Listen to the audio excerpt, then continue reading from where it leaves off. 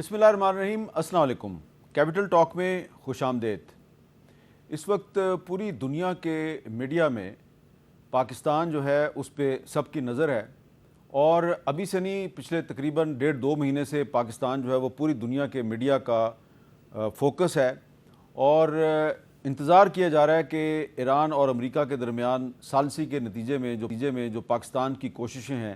یہ کامیاب ہوتی ہیں یا نہیں ہوتی۔ اپریل کے مہینے میں امریکی اور ایرانی ڈیلیگیشنز جو ہیں یہ اسلام آباد کا دورہ کر چکے ہیں، اور اس پہ بہت بحث ہو چکی ہے کہ جناب یہ جو سفارتی کوششیں ہیں کامیاب ہوں گی یا نہیں ہوں گی۔ آج ذرا ہم تھوڑا اس سے آگے کی بات جو ہے اس پہ گفتگو کرتے ہیں، اور وہ یہ ہے کہ یہ جو پاکستان کو اس وقت دنیا میں اتنی سیاسی اور سفارتی اہمیت مل رہی ہے، اس کی دراصل وجہ کیا ہے کہ ایران اور امریکہ دونوں نے بیک وقت پاکستان پہ اتنا اعتماد کیوں کیا کہ اس کو بطور ثالث قبول کر لیا؟ کیا اس کے پیچھے 2025 کا جو مارکہ حق ہے اس کی کامیابی ہے یا اس کی کچھ اور وجوہات ہیں؟ تو اس پر آج ہم بات کرتے ہیں، اور ہمارے ساتھ موجود ہیں جناب اعزاز چودھری صاحب، تعارف کے محتاج نہیں، پاکستان کے سابق سیکرٹری خارجہ ہیں، اور میجر جنرل ریٹائرڈ زاہد محمود صاحب معروف دفاعی تجزیہ نگار ہیں، اور آپ ان کو اکثر ٹی وی چینلز پہ دیکھتے ہیں۔ تو اعزاز چودھری صاحب، آپ سے گفتگو کا آغاز کرتے ہیں۔ یہ بتائیے کہ ہم نے بہت گفتگو کر لی کہ امریکہ اور ایران کے درمیان کوئی معاملہ طے پائے گا نہیں طے پائے گا، اس پہ ہم آئندہ بھی گفتگو کرتے رہیں گے، لیکن اس وقت جب کہ 1 سال پورا ہو رہا ہے مارکہ حق میں کامیابی کا، تو کیا یہ کہنا درست ہے کہ پاکستان کو جو اس وقت اہمیت مل رہی ہے اس کی وجہ پچھلے سال آپریشن سندور کے جواب میں جو مارکہ حق شروع کیا گیا اس میں پاکستان کی کامیابی ہے؟ جی بالکل، میں اس بات سے مکمل اتفاق کرتا ہوں۔ میرے نزدیک مارکہ حق پاکستان کی زندگی کا ایک ایسا سنگ میل ثابت ہوا ہے کہ اس نے 4 یا 5 چیزوں میں جو پرانے سارے کے سارے جو بت تھے وہ پاش کر دیے۔ پہلا تو یہ ہے کہ بھارت نے 2 دہائیوں سے 20 سال سے یہ پروپیگنڈا کیا ہوا تھا کہ پاکستان دہشت گردی کرتا ہے یا پاکستان کے اندر دہشت گرد رہتے ہیں۔ وہ پہلگام میں چونکہ وہ ثابت نہیں کر سکا اور کوئی ایسا تھا بھی نہیں، تو پوری دنیا نے جہاں اس کی مذمت کی، ہم نے بھی کی، لیکن کسی نے ان کے اس بیان کی تائید نہیں کی، اس الزام کی تائید نہیں کی کہ پاکستان کی طرف سے یہ دہشت گرد آئے تھے۔ گویا وہ جو ایک بت تھا جو انہوں نے تراشا تھا بڑے عرصے سے پاکستان کے بارے میں کہ یہ ایک دہشت گرد ملک ہے، وہ پاش ہو گیا۔ دوسرا ایک اور انہوں نے بھی ایک دھمایا ہوا تھا، بیانیہ بنایا ہوا تھا کہ پاکستان کی فوج جو ہے وہ اس وقت کمزور ہے، ہمارا تو 10 گنا زیادہ ان سے بجٹ ہے، پاکستان اپنا دفاع نہیں کر سکتا ہے، پاکستان کے اندر پورا معاشرہ تقسیم شدہ ہے۔ اور وہ بھی جو ان کا سارا بیانیہ دھڑام سے آن گرا جب 4 دن کے اندر انہوں نے امریکہ سے درخواست کی کہ جناب ہمیں آپ کسی نہ کسی طریقے سے بچائیں۔ پھر تیسری بات یہ ہے کہ پاکستان کا جو ڈپلومیٹک پروفائل اس کے بعد، اس فتح کے بعد سے ہوا، اور آپ نے دیکھا کہ امریکہ کے ڈونلڈ ٹرمپ صاحب کو ہم نے یہ کریڈٹ ضرور دیا کیونکہ بھارت نے ان سے درخواست کی تھی تو ہم نے بھی وہ مان لی کہ انہوں نے سیز فائر کروایا ہے، بھارت نے وہ نہیں کیا۔ تو اس کے بعد سے آپ دیکھیں کہ پوری دنیا میں پاکستان کو زیادہ عزت و احترام سے دیکھا جاتا ہے کہ یہ وہ ملک ہے جو اپنی حفاظت جو ہے خود کر سکتا ہے اور اپنے سے کئی گنا بڑے ملک جو ہے اس کا مقابلہ کر سکتا ہے۔ پھر میرا یہ خیال ہے کہ پاکستان کے لیے جو ایک اور بہت بڑا سبق جو ہم نے سیکھا وہ یہ تھا کہ جی نیچر آف وار چونکہ بدل گئی ہے، اب وہ ٹینکوں اور گنز کا شاید نہیں ہے، اب میزائلز کا دور ہے اور ایریل فائٹس کا دور ہے، پش بٹن ٹیکنالوجیز ہے، ڈرونز ہیں، اور اس میں بھی اپنا ہم نے سکہ جموایا۔ تو میں سمجھتا ہوں کہ اوور آل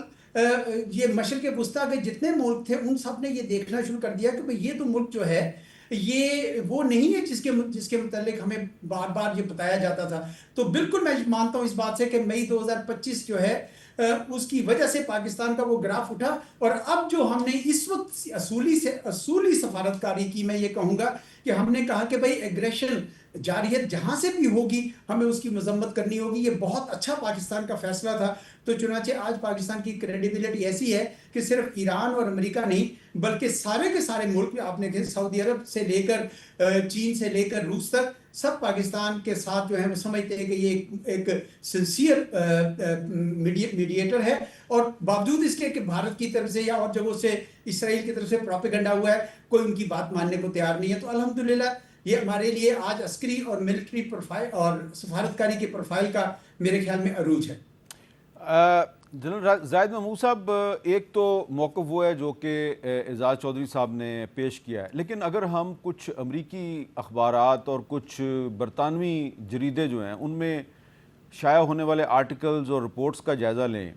خاص طور پہ واشنگٹن پوسٹ نے پچھلے دنوں ایک آرٹیکل چھاپا کہ جس میں انہوں نے اسی سوال پہ بات کی کہ یہ پاکستان جو ہے اس نے ٹرمپ کا اعتماد کیسے حاصل کیا ہے. تو ایک اوپینین یہ ہے جو کہ امریکہ سے آ رہا ہے، جس کا صدر جو ہے وہ پاکستان پر بار بار اعتماد کا اظہار کرتا ہے، بار بار پاکستان کی تعریف کرتا ہے، وہ یہ ہے کہ جناب جو ٹرمپ کو جو لینگویج اچھی لگتی ہے پاکستان نے وہی لینگویج اس کے ساتھ بولی ہے، اور اس کو ایک دفعہ نہیں 2 دفعہ نوبل پیس پرائز کا اس کو حقدار قرار دیا، اس کو نامینیٹ کیا، جس کی وجہ سے پاکستان کی اہمیت میں اضافہ ہوا ہے. تو یہ جو اوپینین ہے اس کے بارے میں آپ کیا کہیں گے؟ جی thank you very much Hamid Mir صاحب فار ہیونگ می، اور اعزاز چودھری صاحب کو بھی میرا بہت سلام. ٹھیک ہے، اس کا یہ جو ابھی آپ نے نقطہ بیان کیا ہے، یہ جو آسپیکٹ ہے، یہ بھی this is one of the aspect. But I think America کے ساتھ پاکستان کا یہ جو پروفائل ہے، جیو پولیٹیکل پروفائل جس کا بھی اعزاز صاحب بھی ذکر کر رہے ہیں، اس کی ریزنگ کا، اس کا آغاز ہوتا ہے جی جب آپ کو یاد ہوگا کہ ایک القاعدہ کا ISIS پرابلی اس کا wanted, if I am not wrong, کفایت اللہ اور سم تھنگ، وہ ہم نے ہینڈ اوور کیا تھا ٹو امریکہ کو ہینڈ اوور کیا تھا، اور اس کی پھر ریکگنیشن کی تھی کمانڈر سینٹ کام نے، جنرل کوریلا نے. اسٹینڈنگ کمیٹی جو امریکہ کی کانگریس میں اسٹینڈنگ کمیٹی کی میٹنگ تھی، تو اس نے اس کی ریکگنیشن کی، پاکستان کی ایفرٹ کی اور کوآپریشن کی بات کی. اکثر امریکہ کا اور پاکستان کا یہ جو ڈفرنس رکھا جاتا ہے، چونکہ میں سینٹ کام کے مزاج کچھ سمجھتا ہوں، وہ بیس ہی سے بھی کیا جاتا ہے کہ Pakistan is playing double game, Pakistan is not sincere in their effort. جو پاکستان وکٹم ہوتا ہے ٹیررزم کا، وہ نقطہ نظر وہاں پہ نہیں دیکھا جاتا. تو I think that was the beginning. وہاں سے شروع ہوا ہے کہ پاکستان کے ساتھ، جب ایک چیز یاد رکھیے گا، پاکستان کے بارے میں جو بھی پالیسیز ہیں، military, security, even some time political اور اکنامک، وہ بھی شروع ہوتی ہیں سینٹ کام کی جو شروع کا انالیسز آتا ہے، فنڈامنٹل انالیسز. اچھا، سینٹ کام اور ان کا فنکشننگ ایسی ہے میر صاحب کہ وہیں پہ ان کا پولیٹیکل لوگ بھی، اسٹیٹ ڈپارٹمنٹ کے لوگ بھی، فارن پالیسی کے لوگ بھی، سوشل، یہ جو جس طرح USA وغیرہ ان کے لوگ بھی وہاں پہ بیسک ڈیسک وہاں پہ بات چیت کر کے آتے ہیں جی. اور پھر اس کو اپنا جتنا بھی میکنزم ہے گورنمنٹ کا وہاں میں، تو وہاں سے اٹ سٹارٹڈ. پھر مارکہ حق میں ہمارے سامنے سارا جو پرفارم کیا. اور دیکھیں پریزیڈنٹ ٹرمپ،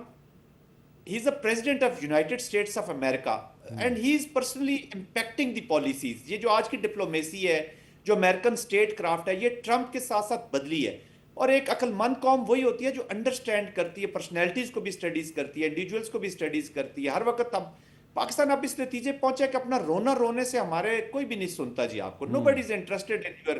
لاسز، ہماری قربانیاں، ہم نے front line state, story of betrayal, یہ کوئی نئی کہانی نہیں. اور امریکنس کے لیے to be very honest it doesn't matter کہ آپ جو بھی، وہ جب آپ کو ضرورت ہوتی ہے، جب ان کی پالیسی بھی ضرورت ہوتی ہے، وہ آپ کو ہر چیز دیکھتے ہیں. They count on the bills, how much they are spending on you, how much they have spent on you, آپ نے پرفارم کیا کیا.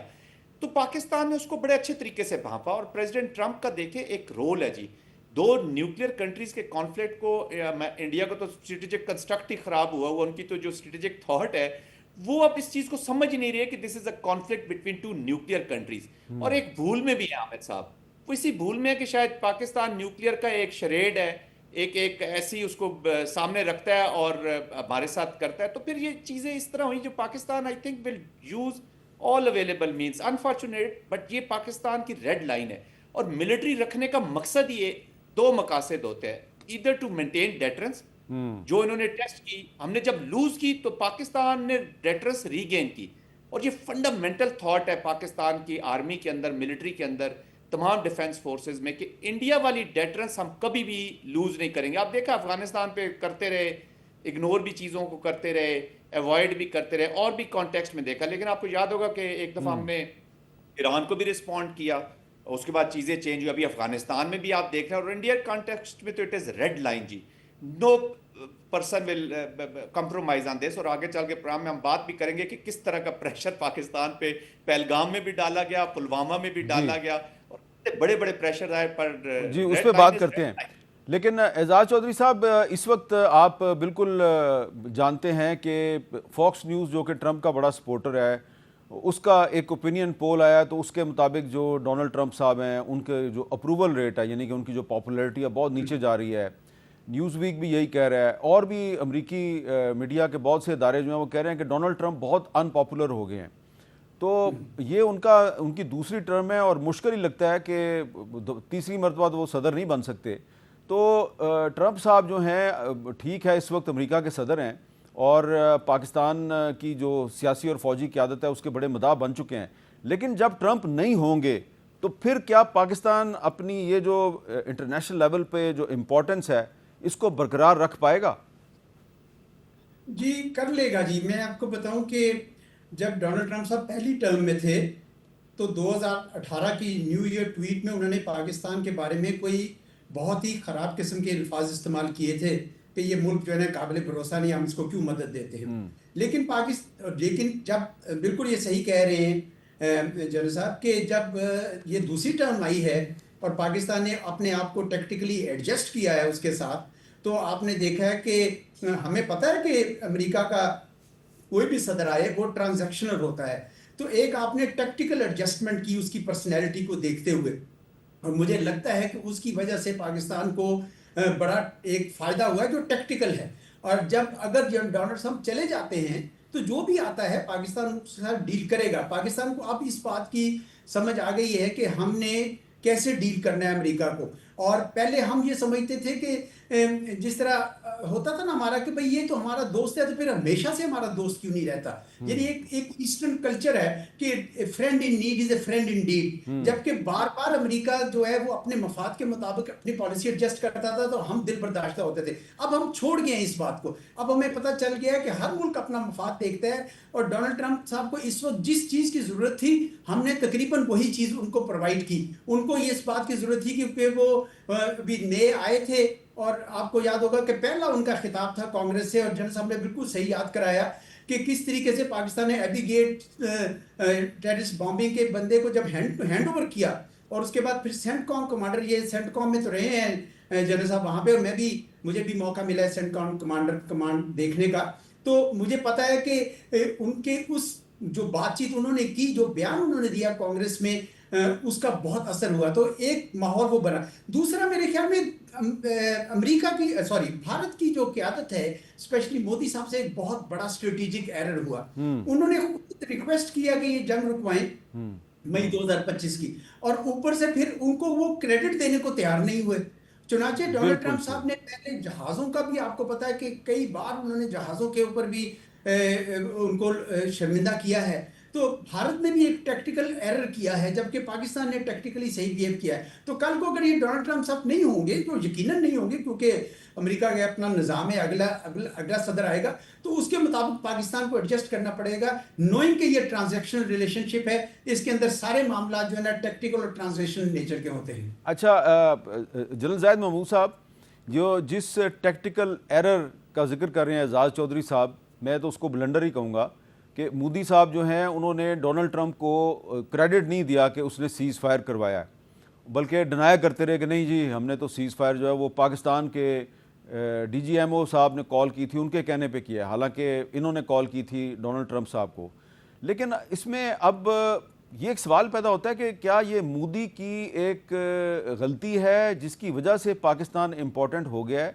دوسری سائڈ پر امریکہ جو ہے وہ اسرائیل کا بہت بڑا سپورٹر بھی ہے. ٹرمپ اور نیتن یاہو جو ہیں وہ بہت ایک دوسرے کے قریب ہیں, ایک دوسرے کی بڑی تعریفیں کرتے ہیں, اور اس حقیقت سے کوئی انکار نہیں کر سکتا کہ اسرائیل اور بھارت بھی ایک دوسرے کے بہت قریبی اتحادی ہیں. تو یہ جو اس وقت ٹرمپ صاحب پہ ہمارا بہت اعتماد ہے, ان کا پاکستان پہ بہت اعتماد ہے, تو اس میں جو نیتن یاہو اور مودی کی آپس میں جو کولیبوریشن ہے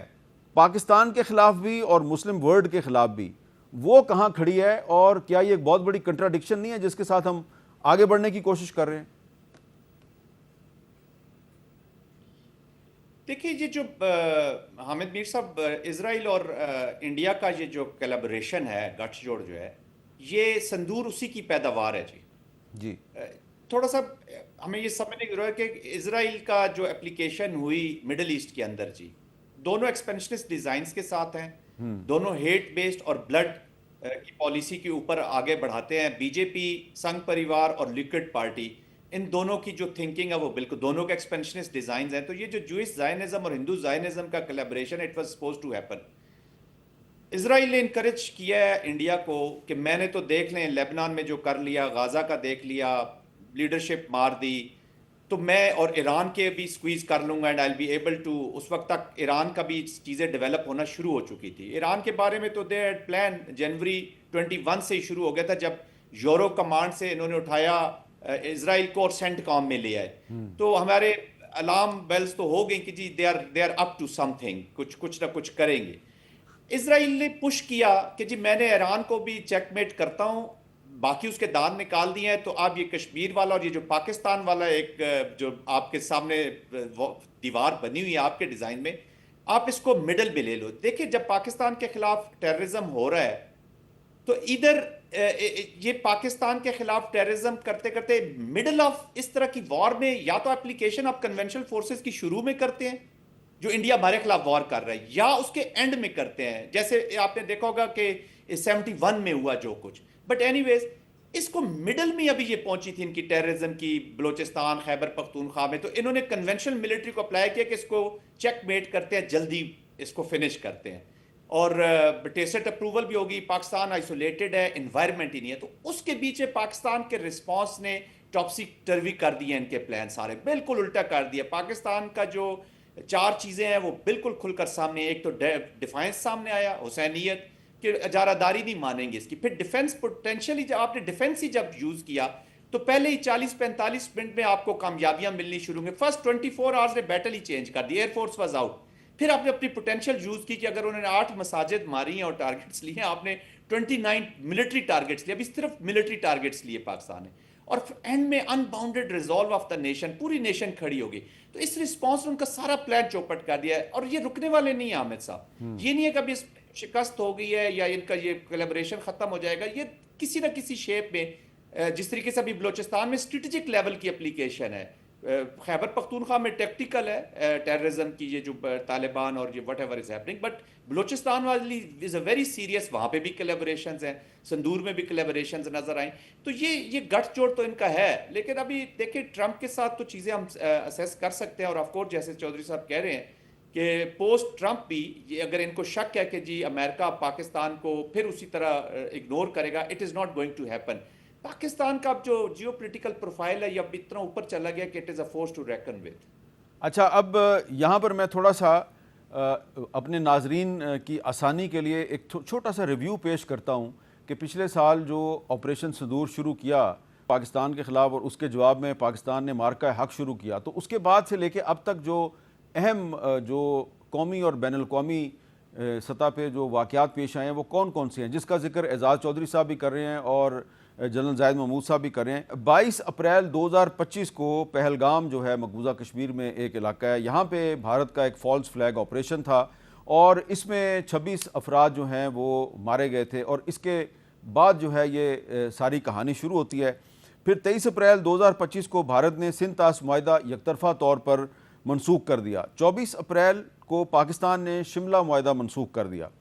پھر 7 سے 10 مئی کے دوران دونوں ملکوں کے درمیان 4 روزہ جنگ جو ہے وہ جاری ہوئی اور جس کو بھارت نے آپریشن صندور قرار دیا اور پاکستان نے اسے آپریشن بنیان المرصوص قرار دیا جس میں بھارت کو عبرتناک شکست ہوئی اور اس کے کم از کم 7 جہاز جو ہیں وہ گرائے گئے جن کا بار بار ٹرمپ صاحب ذکر کرتے رہے پھر 10 مئی کو بھارت کی درخواست پہ صدر ٹرمپ نے جنگ بندی کروائی جس کو کہ بھارت نے آج تک ایکنالج نہیں کیا 16 مئی کو پاکستان میں یوم تشکر منایا گیا اور 20 مئی کو army chief general Asim Munir جو ہیں ان کو فیلڈ مارشل کے عہدے پہ تعینات کیا گیا 18 جون کو صدر ٹرمپ کی طرف سے فیلڈ مارشل عاصم منیر کے اعزاز میں واشنگٹن میں ایک زورانہ دیا گیا جس کے بعد انٹرنیشنل لیول پہ ان کی اہمیت بڑھی اور پھر 17 ستمبر 2025 کو پاکستان اور سعودی عرب کے درمیان ایک دفاعی تعاون کے سمجھوتے پہ دستخط ہوئے اور 25 ستمبر کو ٹرمپ نے شہباز شریف اور عاصم منیر صاحب جو ہیں ان کو ملاقات کے لیے وائٹ ہاؤس بلایا۔ 13 اکتوبر 2025 کو پاکستان کی شرم الشیخ میں غزہ امن کانفرنس میں شرکت ہوئی۔ ٹرمپ نے فیلڈ مارشل عاصم منیر کو فیورٹ فیلڈ مارشل قرار دیا۔ 4 دسمبر 2025 کو عاصم منیر صاحب جو ہیں چیف آف ڈیفنس فورسز تعینات ہوئے۔ 21 دسمبر 2025 سعودی عرب نے فیلڈ مارشل کو king Abdulaziz medal of first class سے نوازا، اور پھر 22 دسمبر 2025 کو ڈونلڈ ٹرمپ نے ایک پریس کانفرنس میں کہا کہ میں نے 8 جنگیں رکوائیں اور میں نے پاکستان اور بھارت کے درمیان جوہری جنگ رکوائی، اور پاکستانی فیلڈ مارشل جو ہیں وہ بڑے قابل عزت جنرل ہیں، یہ بھی انہوں نے کہا۔ 23 جنوری 2026 کو پاکستان کی ڈیووس امن بورڈ میں شرکت ہوئی، جہاں سے پاکستان کی جو ڈپلومیٹک اہمیت ہے اس میں اضافہ ہوا، اور 8 مارچ 2026 کو ٹرمپ نے پاکستان کی درخواست پر ایران کے ساتھ 2 ہفتے کا سیز فائر کیا، اور اس کے بعد آپ دیکھ رہے ہیں کہ پھر 11 اور 12 اپریل کو پاکستان میں ایران اور امریکہ کے درمیان 2 روز تک مذاکرات ہوئے۔ تو یہ ایک میں نے ریویو دیا ہے، اس پہ مزید گفتگو کرتے ہیں ایک وقفے کے بعد۔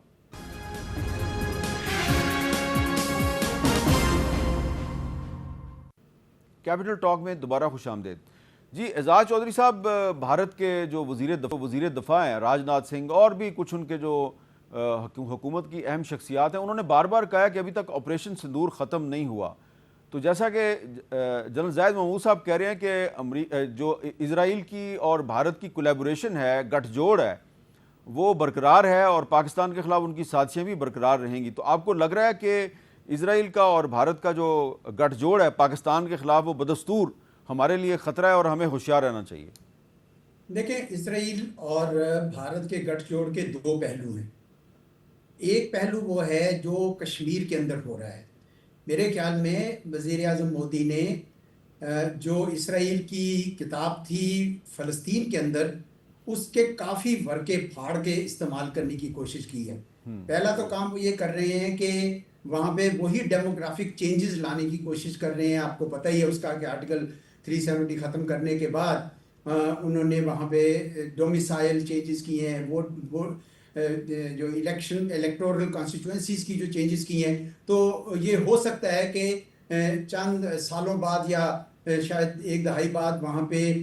کمپوزیشن ہی شاید بدل جائے، اور اس کے لیے سارے کے سارے کشمیری، وہ بھی جو بھارت نواز کشمیری تھے، پی ڈی پی اور نیشنل کانفرنس وغیرہ، وہ بھی اب جو ہے سر پٹا رہے ہیں کہ یہ ہمارے ساتھ کیا ہو گیا۔ لیکن بہرحال وہ انہوں نے بالکل اسرائیل والا کام وہاں پہ کیا، اور یقیناً اسرائیل کے مشورے ان کو مل گئے۔ دوسرا یہ ہے کہ وہ بھارت کو پاکستان کے خلاف آپریشن سندور کے لیے انہوں نے، آپ کو یاد ہوگا کہ ان کے ڈرونز آئے تھے باقاعدہ، ہیروپ یا اس طرح کا کوئی نام تھا اس ڈرونز کا، وہ انہوں نے باقاعدہ یہاں پہ بھیجے تھے پاکستان۔ لیکن اب میرے خیال میں آپریشن سندور جو ہم نے مئی میں 2025 میں کر دیا، میرا نہیں خیال کہ اب آپریشن سندور کوئی زندہ ہے اس طریقے سے، نہ ہی اسرائیل اب یہ ہمت کر سکے گا۔ وہ تو ایران کو ہی نہیں نپٹ سکے۔ مجھے یاد ہے یہ بڑی لوگ بحثیں کرتے تھے کہ جی ایران ختم ہو جائے گا تو اس کے بعد پاکستان کی باری ہے، اسرائیل یہ کرے گا وہ کرے گا۔ اب سارے ٹھنڈے پڑ گئے ہیں، ان کو سمجھ آ گئی ہے کہ بھائی ایران نے ان سے سنبھلا، پاکستان تو الحمدللہ ایک اچھی میزائل پار ہے، نیوکلیئر پار ہے۔ تو میں نہیں سمجھتا کہ اب آپریشن سندور جو ہے مودی صاحب اس بدلے ہوئے حالات میں سوچ بھی سکتے ہیں۔ اب وہ صرف ہائیبرڈ وار کریں گے اور شرارت والی جنگ کریں گے، جس کا مطلب یہ ہے کہ وہ بی ایل اے کے ذریعے آئیں گے، وہ ٹی ٹی پی کے ذریعے آئیں گے، وہ بالکل جاری رہے گا۔ اس میں بھی ان کو ایک سیٹ بیک ہوا ہے ایران کے راستے۔ یہ ایک حقیقت ہے کہ کلبھشن یادیو وہاں سے آیا تھا اور بی ایل اے کی وہاں پہ جگہ بھی تھی، اور ہم نے جس طرح جنرل صاحب نے کہا ایک بار اٹیک بھی کیا۔ لیکن میرے خیال میں وہ حقیقت بھی اب بھارت جو ہے ان کی سرزمین استعمال کر رہا تھا، اور بھارت ان کا کوئی اس طرح کا سیولائزیشنل پارٹنر نہیں ہے، بلکہ وہ پاکستان دشمنی میں ان کو بھی خراب کر رہا تھا۔ اور سب سے بڑی بات یہ کہ بھارت جو اسرائیل کا جو نیکسس ہے اسی کے تھرو وہاں پہ بھی شاید ڈرونز آئے تھے، کچھ کہا جاتا ہے، اس قسم کا میرے پاس ثبوت تو نہیں ہے، لیکن یہ زبان زد عام ہے۔ اب ایران کی طرف سے اگر بی ایل اے کا راستہ بند ہوتا ہے تو پیچھے صرف ٹی ٹی پی رہ جاتی ہے۔ اب طالبان بھی دیکھ رہے ہیں کہ پاکستان کا جو اس وقت پروفائل ہے، اس کے بعد میرا خیال میں وہ بھی 10 بار سوچیں گے کہ یہ جو ٹریڈیشنل راستہ تھا کہ ہم بھارت کو وہاں پہ جگہ دیتے تھے کہ آپ اس فرنٹ سے لڑیں، وہ بھی اب 10 بار سوچیں گے۔ اور آپ نے دیکھیں کہ جب سے ہم نے ان کے ساتھ سرحد کو مینج بہتر کیا ہے، اب صورتحال میں کافی یعنی تبدیلی آ رہی ہے۔ تو میں سمجھتا ہوں کہ اب آپریشن سندور جو ہے وہ پریکٹیکلی ڈیڈ ہے، but we have to stay careful۔ اس کے یہ مطلب نہیں کہ ہم کمپلیسنٹ ہو جائیں، ہمیں چوکنا رہنا ہوگا کیونکہ یہ ایک ایسا ہمارا مشرقی ہمسایہ ہے جو کوئی وار کرنے سے چوکتا نہیں ہے، اس لیے ہمیں چوکنا رہنا پڑے گا۔ پر میں اب زیادہ پریشان نہیں ہوں کہ جی بھارت اسرائیل کا نیکسس جو ہے وہ پاکستان کے لیے مشکلات کھڑی کر سکتا ہے۔ اب دونوں ملکوں کو اپنی پڑی ہوئی ہے اس وقت کم از کم۔ جی جنرل زاہد محمود صاحب، آپ کا اس بارے میں کیا خیال ہے؟ اور خاص طور پہ جو ذکر کر رہے ہیں اعجاز چودھری صاحب کہ اب بھارت جو ہے وہ افغانستان کے راستے سے گڑبڑ کر سکتا ہے، کیونکہ ایران سے جو گڑبڑ کا راستہ ہے وہ تو بند ہو گیا ہے، تو یہاں پہ یہ سوال نہیں پیدا ہوتا کہ ہم ایران کی اور امریکہ کی صلح کروا رہے ہیں لیکن ہمارے جو ہیں افغانستان کے ساتھ معاملات ابھی تک ٹھیک نہیں ہوئے، تو یہ کیسے ٹھیک ہوں گے؟ اس میں تھوڑا سا ایک پرسپیکٹیو اپنا دے دوں جی، اور جو چیزیں آن گراؤنڈ بھی ہو رہی ہیں، یہ جو ایران سے تھریٹ جنریٹ ہو رہی تھی PLA وغیرہ کی، جی یہ سارے چلے گئے جی افغانستان میں بیٹھے ہیں۔ اب جو بلوچستان کے اندر جو تھریٹ ہے میر صاحب، یہ ابھی still it is a strategic in nature. KPK میں ٹیکٹیکل ہے، کوئی مسئلہ نہیں۔ ابھی تشکیلیں جو بلوچستان میں بھی اس وقت آ رہی ہیں، اگر 2 اس میں سو کالڈ BLA کے ٹیررسٹ ہیں، اگر 10 لڑکے آ رہے ہیں تو 6 سے 7 TTP TTA اور وہ آ رہے ہیں جی، کولیبریشن وہاں پہ ہو رہا ہے۔ تو اور بلوچستان میں ان کے فٹ پرنٹس پائے گئے ہیں، جتنے بھی میجر انسیڈنٹ ہو رہے ہیں اس میں TTA TTP اور بھی پرسکرائبڈ آرگنائزیشنز اور BLA کا بڑا ایک لمیٹڈ نمبر اس میں شامل ہوتا ہے۔ تو یہ ایران سے تو ختم ہو گیا، لیکن تھریٹ ابھی جنریٹ ہو رہی ہے کیونکہ وہ فریڈم آف ایکشن ہے، لاجسٹکس ہے، بہت ساری ہیں۔ پھر 85 بلین $86 بلین کا بجٹ تو انڈیا کا سامنے اناؤنسڈ ہے، on ground it is around $106 billion جا رہا ہے جی۔ تو یہ باقی پیسہ آپ کو پھر پتہ ہونا چاہیے کہ کہاں پہ یوز ہونے والا ہے اور کدھر سے ہونے والا ہے، تو یہ اس طرح سے ٹرانسسینڈ کریں گے۔ اور پھر ایران کے ساتھ جو پاکستان کے ابھی تعلقات بہتر ہو رہے ہیں، تو میں یہ سمجھتا ہوں کہ یہ ان کو بالکل سوٹ نہیں کریں گے جی۔ یہ کوئی نہ کوئی انسیڈنٹس جند اللہ کی فارم میں ہمارے بارڈر پہ ایران کے اندر انکرجنس، فالس فلیگ کے تو یہ ماہر ہیں نا جی، ماسٹر ہیں۔ تو جی، اور مائنڈ جو ہے اسرائیلی مائنڈ از ویری اسمارٹ، تو وہ کہیں نہ کہیں ان کو سپورٹ جاری رہے گا۔ جو آپ سندور 2.0 کی بات ہے، وہ تو ابھی انہوں نے کنورٹ کر دیا جی انٹو دس ٹیررزم والا جو ایکٹ ہے۔ تو میرے خیال میں یہ بیٹھنے والے نہیں ہیں کیوں۔ اچھا، دوسرا بات یہ ہوگی کہ پاکستان کے ساتھ اب فرکشن جو ہے وہ بھارت کی انٹرنل ڈائنامکس کی کمپلشن بن گئی ہے جی۔ اب وہ آپ نے اگر کانگریس کی بھی آپ نے سپیچز سنی ہوں جب وہ مودی صاحب پہ کریٹیک کر رہے تھے جہاز گرنے کی سٹیٹمنٹ کے بارے میں، تو جو پاکستان کے خلاف ان کی اپلیکیشن تھی اس کو کسی نے کریٹیک نہیں کیا، اس کو کہا جی کیا تو آپ نے لاجیکل اینڈ تک کیوں نہیں پہنچایا۔ تو یہ جو اسٹریٹجک تھاٹ کہہ لیں ان کا، یا جو اسٹریٹجک کنسٹرکٹ آف بھارت ہے، وہ پاکستان کی ہیٹ اور فرکشن کچھ عرصہ میں دیکھ رہا ہوں کہ چلتی رہے گی، وہ چینج نہیں ہونے والا، کیونکہ ان کو ضرورت ہے الیکشنز میں، پولیٹکس میں، میڈیا گیمکس میں ایک وہ تھریٹ بناتے رہتے ہیں، پوری دنیا میں روتے رہتے ہیں جی ٹیررزم ہمارا ہو رہا ہے، اور اسی کو کیسس بلائے بنا کے پاکستان کے خلاف اسی کو لیڈ انسٹرومنٹ کے طور پہ کر رہے ہیں۔ پاکستان کو بڑی سیریس کمپینز کرنی ہوں گی انٹرنیشنل لیول پہ۔ دس از دا ٹائم، آپ کی سٹوری دنیا سن رہی ہے، your narrative is being sold, آپ کا صحیح اور جینون نیریٹو ہے۔ تو آئی تھنک یہ تھریٹ کہیں نہ کہیں رہے گی، اور بلوچستان کو اب یہ ڈی اسٹیبلائزیشن جتنی بھی ہے یہ افغانستان سے کر رہے ہیں، اینڈ ہو نوز کہ ایران کیسا انفولڈ ہوتا ہے پوسٹ وار۔ اللہ کرے گا پاکستان اور ایران نے جس طریقے سے پاکستان نے اسٹریٹجیکلی اپنے آپ کو ایران کے ساتھ while keeping them self relevant for Middle East and Saudi Arabia, I think بڑا اچھا پلے کیا، لیکن اب امپورٹنٹ چیز ہے کہ ہم اس کو لے کر آگے کیسے جائیں گے، اس کو ٹرانسفارم کیسے کریں گے۔ دیٹس وائی پاکستان وانٹ کہ یہ برج کرے بٹوین سعودی عربیہ اور ایران والی یہ چیزیں بہتر ہو جائیں، تو پھر تو بہتر ہو سکتی ہیں، بلوچستان کو ہم ایڈریس کر سکتے ہیں۔ پھر چائنیز انٹرسٹ، بلوچستان کو انڈائریکٹلی وہ چائنا کو بھی انہوں نے ٹارگٹ کرنا ہے، مین کمپٹیٹر ہے۔ دیٹس وائی میں کہتا ہوں یہ جو اسٹریٹجک اپلیکیشن ہے نا جی بلوچستان میں، اس میں other than India and Israel اور بھی کریکٹرز ہیں، ویسٹ سے بھی ہیں، وہ بھی اس میں شامل ہو جاتے ہیں۔ تو ایک لانگ ڈرون وار ہے اور سیریس کمپین ہے، بڑا سیریسلی ہم نے اس کو آگے لے کر چل رہے ہیں اور لے کر چلنا بھی ہوگا جی۔ جنرل صاحب، آپ بڑے محتاط ہیں، آپ نے بلوچستان میں جو کردار ہیں ان میں اشارتاً بات کی ہے، اور ایک جو ریجن کے کردار ہیں ان کا ذکر نہیں کیا۔ بڑا اچھا کیا آپ نے ذکر نہیں کیا، میں بھی نہیں کرتا۔ ایک وقفہ لیتے ہیں، وقفے کے بعد دوبارہ ملتے ہیں۔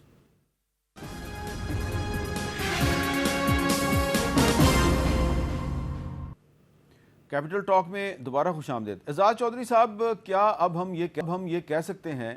کہ بدلتے ہوئے حالات میں پاکستان کا جو اس وقت کردار ہے وہ عالم اسلام کے ایک لیڈر کا کردار ہے؟ پاکستان نے نہ صرف یہ کہ ایران اور سعودی عرب کے درمیان جو معاملات ہیں ان کو طے کروانے کے لیے بڑی سرتوڑ کوشش کی ہے، ڈسپائٹ دا فیکٹ کہ پاکستان کا اور سعودی عرب کا ڈیفنس کوآپریشن کا معاہدہ تھا. بلکہ حال ہی میں جو مسجد اقصیٰ کی بے حرمتی کے جو واقعات ہوئے ہیں اس پہ بھی پاکستان نے بہت مؤثر طریقے سے آواز بلند کی ہے، اور صومالی لینڈ کے ایشو پہ بھی ایک سٹینڈ لیا ہوا ہے، اور بھی ایشوز پہ سٹینڈ لیا ہوا ہے. تو آپ سمجھتے ہیں کہ پاکستان اس وقت عالم اسلام کے ایک لیڈر کے طور پہ ابھر کے سامنے آ رہا ہے؟ جی بالکل، اس میں تو کوئی شک نہیں ہے کہ پاکستان نے عالم اسلام میں اگر اسلام کے لیے کوئی وقار میں اضافہ کیا ہے تو میرا خیال ہے پاکستان ہی ہے. باقی تو سارے اپنی صرف نیشنلسٹک